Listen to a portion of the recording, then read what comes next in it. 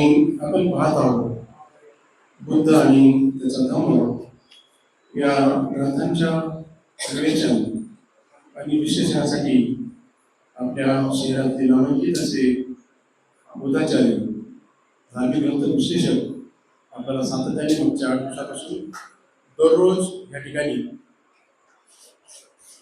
आपल्या ग्रंथाचं पठण आणि जेवढा काही आहे तेवढं शिकवण्याचा या ठिकाणी सातत्याने प्रयत्न होत आहे.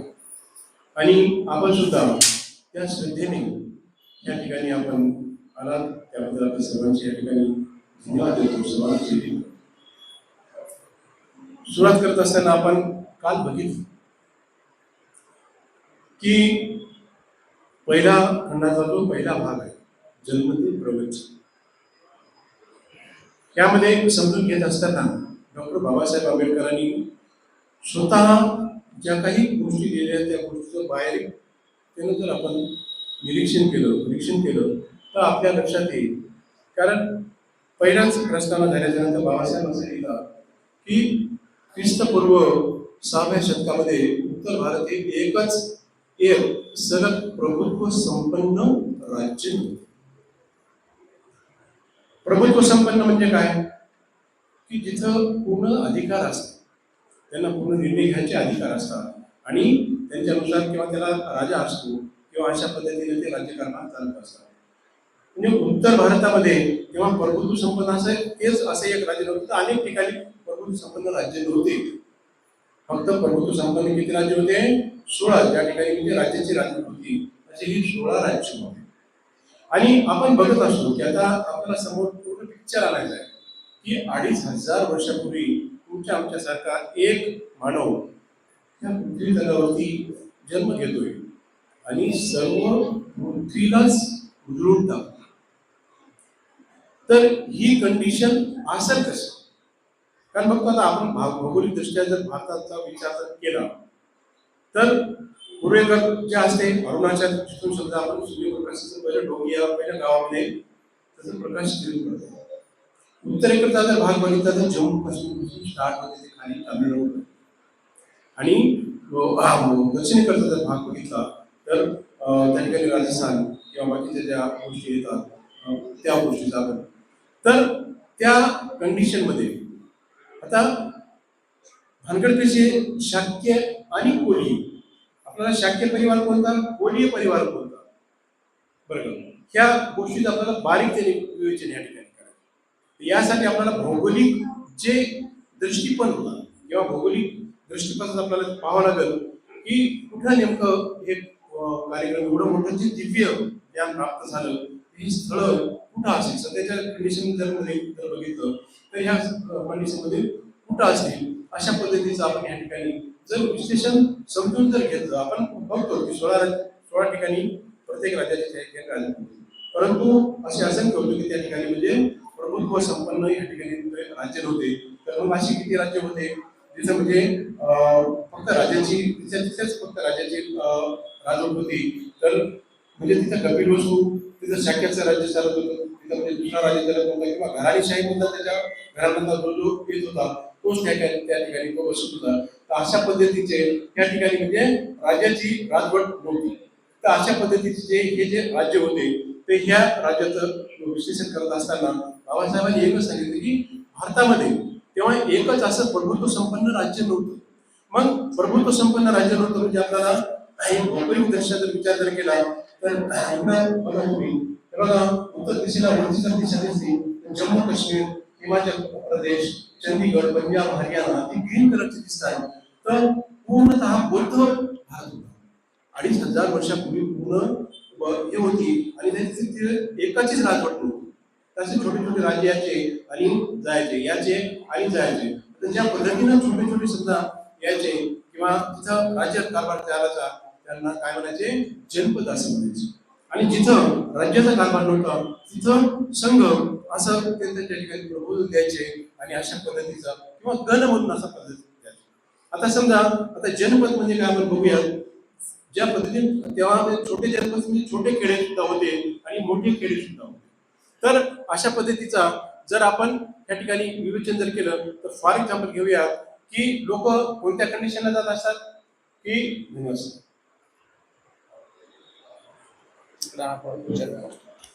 साधू साधू. तर समजा आता ग्रामपंचायतचा जर कारभार जर घेतला तिथं छोट्या ज्या काही लोकांच्या तक्रारी असतात, पाणी असो, नाली असो, स्वच्छता असो, ते ग्रामपंचायतीची तक्रारी घेऊन म्हणजे छोटं जन्म. ठीक आहे. नंतर तहसील समजा जाती सर्टिफिकेट किंवा कास्ट सर्टिफिकेट जर काढायचं असेल तर आपण कुठं जातो की त्याच्यावर थोडंसं मोठं जन्म.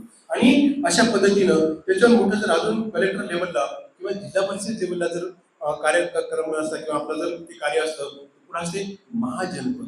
तर अशा पद्धतीचे 16 महाजनपद त्या ठिकाणी. ठीक आहे. तर हे महाजनपद असताना तिथं प्रत्येकाची जी म्हणजे राज्य करण्याची पद्धती होती वेगवेगळी होती. आता एक उदाहरण घेऊयात की एक गाव आहे आणि ह्या गावामध्ये प्रत्येक जातीचे लोक. तर फॉर एक्झाम्पल जरा मुस्लिम समाज आहे, मुस्लिमांची धार्मिक संस्कृती वेगळी होती. फॉर एक्झाम्पल बंजारा समाज घ्या, त्याची धार्मिक संस्कृती वेगळी होती. त्या ठिकाणी बौद्ध समाज घ्या, त्या बौद्धांची संस्कृती वेगळी होती. किंवा हिंदू लोक घ्या, त्या ठिकाणची वेगळी संस्कृती होती. म्हणजे असं एखादं गाव काय असायचं, फक्त समजा पूजा करणार तर पूजाच करणार, एखादं गाव समजा फॉर एक्झाम्पल नमाज पडणार तर पूर्ण नमाज पडणार, किंवा एखादं तुला यज्ञ करणार असेल 70% यज्ञ करणारे, बाकीचे सगळे मिक्स. तर असे छोटे छोटे जे जनपद होते या पद्धतीनं ते म्हणजे याची भौगोलिक दृष्टी जर आपण विचार केला तर आपल्या लक्षात येईल. मग काय झालं बघा, आता या ठिकाणी सगळ्यात महत्वाचा मुख्य म्हणजे की शाक्य राज्यपासून. कारण शाक्य म्हणजे काय, श्वेत, जिचं पांढरी जमीन आहे त्या पद्धतीचं म्हणजे ते राज्य. आता आपण समजा दिल्लीच्या जर समोर जर गेलो बघा, तर जमिनीचं जे कलर आहे बघा, तर हळूहळू आलू सारखा दिसायला लागतो. तुम्ही जर समोर समोर जर गेलात तर तुम्ही असं तुम्हाला ते जमिनीचं क्षेत्र ते हळूहळू ते भुरकट किंवा श्वेत कलरचं दिसणार. आणि शक्यता राज्य कुठं होतं, लुंबिनीपासून स्टार्ट होतं. आता लुंबिनी नेमकं कुठं येते बघा, ते उत्तर प्रदेश, उत्तराखंड आणि बिहार हा जो पट्टा दिसतो रेड कलरचा, म्हणजे 3 राज्यांच्या ही सीमा लागते. जरी भारतामध्ये बौद्धिक ज्ञान प्राप्त झालं असतं, समृद्धी प्राप्त झाली असती, तरी आपलं जे हे ठिकाण कुठं होतं त्या ठिकाणी. आणि जे काही रोहिणी नदीहून म्हणजे झगडे झाले होते ते इथून निघायचे बघा, नेपाळमधून निघून उत्तर प्रदेशमधून येऊन म्हणजे राप्ती नदीमध्ये गोरखपूरमध्ये मिक्स व्हायचे. आता गोरखपूरच्या साईडला कोण राहायचे, उत्तराखंडमध्ये कोशल राहायचे, आणि वरच्या साईडला कोण असायचे, शाक्य असायचे. मग मग जिथं प्रभुत्व संपन्न राज्यात नव्हतं तर तिथं म्हणजे कोणाची एखादी सत्ता चालायची नाही.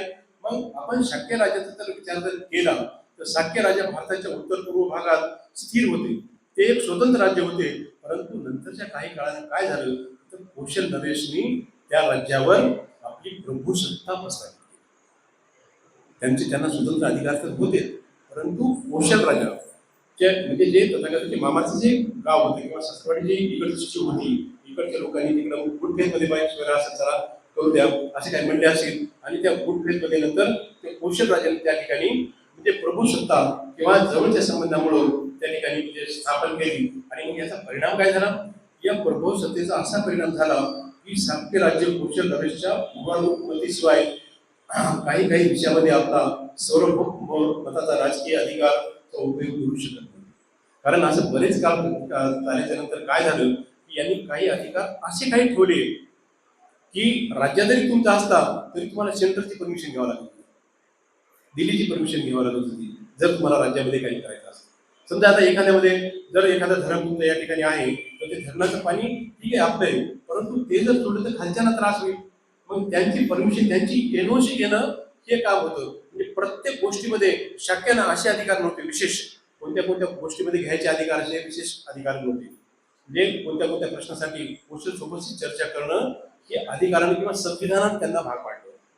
आता तुमच्या गोष्ट लक्षात येईल की मग भांडण्याच्या नंतर म्हणजे हे कसं काय झालं असं, म्हणजे थोडक्यामध्ये आपल्या डोक्यामध्ये प्रकाश पडेल की हे जर कायदे त्या ठिकाणी असे होत असतील तर मग कालांतरानं कशा पद्धतीने होत असेल. आणि अशा पद्धतीनं नंतर मग ते कृषी शाखेचं जे राज्याचं बघितलं तर या पद्धतीचं ते विशेषण येते. मग स्वतंत्र राज्य कोणते होते, जर कौशल राजा नरेशचं प्रसेनजित राज्य होतं आपल्याला माहिती आहे, मगध राजा बिंबिसारचं राज्य माहिती होतं, ते इंडिपेंडेंट होते, त्यांचे स्वतंत्र कारभार चालायचे. आणि अशा पद्धतीने ही शाक्य परंपरा किंवा शाक्याचं जे आपण बॅकग्राऊंड बघितलं त्या पद्धतीचं काळ. आता ख्रिस्तपूर्व जर काळ बघितला, ख्रिस्ताचा काळ म्हणजे येशू ख्रिस्ताच्या जन्मापासून ते मृत्यूपर्यंतचा काळ. आता हा काळ कोणता होता? येशू ख्रिस्तापूर्वीचे 4 ते 7व्या शतकादरम्यान म्हणजे झाला. मृत्यू 30 ते 33च्या दरम्यान झाला. म्हणजे जवळपास 30 ते 40 अंदाजे म्हणजे हा कार्यकाळ असतो. आता आपण जर विचार केला तर तुम्हाला सांगितलं की उत्तर भारतामध्ये जर हे प्रभुत्व संपन्न राज्य नव्हते तर मग याच्यामध्ये किती राज्य येतात? जवळपास 70-80% त्या ठिकाणी येतात. त्याच्यामध्ये जम्मू काश्मीर, पंजाब, हरियाणा, राजस्थान, मध्य प्रदेश, उत्तर प्रदेश, बिहार, झारखंड, दिल्ली अशा ह्याच्यामध्ये छत्तीसगड, उत्तराखंड, हिमाचल प्रदेश आणि पूर्व भारतामध्ये जे आहेत समजा राज्य ते कोणते येतात? मणिपूर, मिझोरम, मेघालय, नागालँड, सिक्कीम, त्रिपुरा आणि अरुणाचल प्रदेश. अरुणाचल प्रदेशमध्ये कुठं सूर्याचं जिथं पहिलं किरण पडते बघा. आता आपण जर विचार केला तर तेलगुडे सरांनी त्याची खूप सुंदर सांगितलं की 10 मास कंप्लीट झाल्याच्या नंतर जन्म झाला. आता फुल टर्म बेबी 3 जनरली 270 ते 280 दिवस लागतात कोणत्याही प्रेग्नेन्सीला. जर समजा पूर्ण फुल टर्म बेबीचं जर डिलिव्हरी घ्यायची असेल तर त्या पद्धतीचे असते. परंतु सरांनी सांगितलं की चंद्रकलेच्या आधारावरती उत्तर द्यायचे नाही. कारण आषाढ पौर्णिमा हे कडे झालं, हे बेड तयार झाला म्हणजे गर्भधारणेचा बेड झाला आणि जन्म कधी झालेला आहे? वैशाख पौर्णिमा. हा जो 10 पौर्णिमा जे होत्या हे इन बिटवीन दॅट म्हणजे त्या आलेल्या होत्या आणि अशा पद्धतीचं ते ड्युरेशन असते. आता समजा अरुणाचल प्रदेशात सकाळ किती वाजता होते? 4:30 ते 4:45 या ठिकाणी सकाळ होते. आपल्याकडे किती होते? जवळपास 1.5 ते 2 तासाचा फरक आहे. म्हणजे अशा पद्धतीचं पहिलं जो ग्रह लागतो त्यांना कोणता लागतो? रवी ग्रह लागतो. म्हणजे त्याला ओरो म्हणतात. त्यानंतर त्याच्यावर ते रविवार असं नाव पडलं. दुसरा जे तास लागतो ते कोणत्या पडतात? सोम ग्रहावरती लागतो म्हणून ते सोमवार पडला. नंतर मंगळ, गुरु, शुक्र, शनी अशा पद्धतीच्या नंतर हे विक्री झालेलं आहे. म्हणजे तेव्हापासून जे चंद्रकलेच्या वरती जो बुद्ध धर्माचा आधार आहे, आपल्या अमावस्या असो, पौर्णिमा असो, चतुर्थी असो, अष्टमी असो, त्या दिवशी बाबासाहेबांनी आपल्याला उपोषण व्रत धारण करण्याचं सांगितलं. त्याचं एकमेव जे कारण आहे ते हे. बाकी याच्या व्यतिरिक्त आपला एकही सण नाही, कोणता सण आपण मान्य करायचं नाही विदाऊट चंद्राच्या कलेवरचा. हे त्याच्यावर आपण लक्षात घ्यायचं आणि अशा पद्धतीचा तो जे फुल टर्म किंवा 10 मासाचा जो जन्म झालेला आहे म्हणजे ते एकदम म्हणजे सही आहे. ते कोणाला असं म्हणून नाही की बाई 9 महिने नुकसान केलेलं 10 महिने कसं काय झालं. कारण तेव्हा हा जो 4 दिवसाचा डिफरन्स असतो तो चंद्रकलेवरती असतो आणि हा जो इंग्रजी कॅलेंडरनुसार असतो त्याच्यामध्ये थोडासा हा डिफरंट येत असतो आणि अशा पद्धतीचं ते जे होतं ते या पद्धतीचं आपण समजून घ्यायचं आहे. आणि अशा पद्धतीचं जेव्हा मग आता ते जिथं जिथं समजा होतं राज्यामध्ये जे 16 महाजनपद होते मोठे समजा डिस्ट्रिक्ट लेवलचे, तर अशा 16 पद्धतीचे कोणते होते? अंग, मगध, काशी, कोशल, विदे, मल्ल, चेदी, वसू, गुरु, पांचाल, मत्स्य, सोर्शन, अश्मक आणि अवंती, गांधार, कंबूर. आता अश्मकचा उल्लेख कसा आलाय बघा.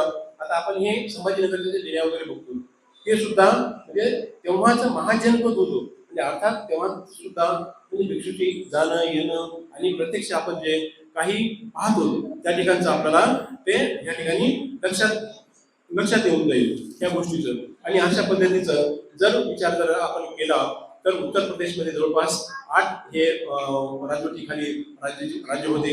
जे 8 राज्य जे होते ते 16 पैकी ते फक्त उत्तर प्रदेशमध्ये राज्याच्या राजवटीखाली होते. बिहारमध्ये जवळपास 3 होते. त्याच्यामध्ये अंग आलं, मगध आलं, वज्जी आलं. अशा पद्धतीचं मध्य प्रदेशमध्ये अवंती आलं, राजस्थानमध्ये मत्स्य आलं आणि महाराष्ट्रातील अश्मक, दिल्ली, मेरठ, हरियाणा इथं जे असते ते म्हणजे कुरुक्षेत्र आणि गांधार म्हणजे पाकिस्तानच्या बांधीवरचं म्हणजे इथपर्यंत जो बंगालच्या धर्माचा जो प्रसार आहे बाहेर सुद्धा गेला होता. आणि ह्या पद्धतीनं जे ग्रीन केलेलं आहे त्या ठिकाणी त्यांचे ते म्हणजे काळीभाट चालायचे किंवा त्या अनुषंगाने लोक तिथं यायचे जायचे. आता अशा पद्धतीचं आपण ह्या गोष्टीचा विचार केल्याच्या नंतर आता आपण बोलूया की शाक्य परिवार कसा असेल. आता आपल्याला 2 श्रेणी पाहिजे बघा. एक शाक्य परिवार पाहायचा आहे, दुसरा कोलीय परिवार पाहायचा. जर शाक्याचा जर आपण विचार केला गौतम बुद्धाच्या जर दृष्टीने त्यांचे म्हणजे वंशावळ जर आपण बघितली तर आपल्याला लक्षात येईल की जन्म ईसापूर्व 563 वैशाख पौर्णिमेला झाला. महापरिनिर्वाण सुद्धा 483 वैशाख पौर्णिमेला झाला आणि ज्ञानप्राप्ती सुद्धा 528 याच ठिकाणी झाला. म्हणजे त्रिगुणी पौर्णिमा त्या पौर्णिमेला म्हणतो. म्हणून आपल्यामध्ये सगळ्यात मोठा जो उत्सव कोणता असेल तर ती आहे वैशाख पौर्णिमा. डॉक्टर बाबासाहेब आंबेडकर काय म्हणतात? माझी जयंती साजरी करू नका. जयंती साजरी करायची असेल तथागत गौतम बुद्धांची करा. 1949 पासून ते जवळपास 55 त्या ठिकाणी त्यांनी बुद्ध जयंती साजरा केला. 56 सुद्धा त्या सप्टेंबर महिन्यामध्ये म्हणजे ऑगस्ट महिन्यामध्ये जी पौर्णिमा आली होती ती सुद्धा त्यांच्या घराच्या अंगणामध्ये साजरी केली होती. त्या ठिकाणी बाहेरचे वक्ते बोलवले होते आणि अशा पद्धतीनं त्यांनी ते तेव्हा ठासून सांगितलं होतं की तुम्ही जर बौद्ध धर्माचा स्वीकार करायचा असेल तर पूर्ण जाणीवेने बौद्ध धर्मामध्ये आले पाहिजे. उद्या असं म्हणू नये की लोकांनी किंवा हे लोक पाठवतील आणि मी जे म्हणतोय ते नक्कीच करून दाखवेल. आणि त्याच्यानंतर मग 13 सप्टेंबरला आपली दीक्षाभूमीची 14 तारीख ती